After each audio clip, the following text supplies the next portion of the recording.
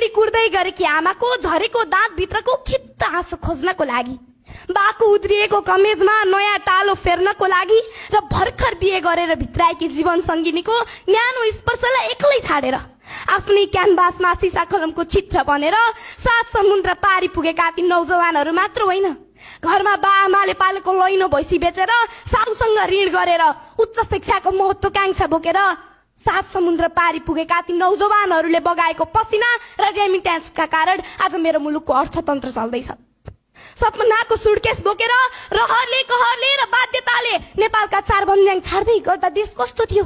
देश प्रेम के हो? देशको माटोको सुगन्ध कस्तो हुन्छ?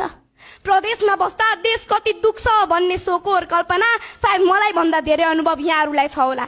त्यसैले त आज आदरणीय डाक्टर उपेन्द्र महतो, जीवा लामिछाने, शेष घले, बद्री केसी, रामशरण सिमखडा लगायत तमाम तपाईँ दिन प्रदेशमा बिताउनुहुन्छ, तर रात आफ्नो जन्मभूमि कर्मभूमि भन्दा कसरी राम्रो बनाऊ भन्ने सञ्जाल निर्माण गर्नतर्फ बिताउनुहुन्छ।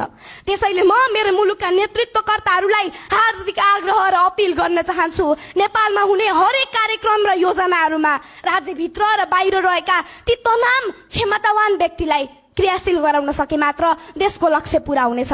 त्यसैले गैर आवासीय नेपालीहरूलाई पनि आफ्नै प्रवासमा बसेर लगानी गर्ने वातावरण सिर्जना गर्न म हार्दिक आग्रह र अपिल गर्न चाहन्छु।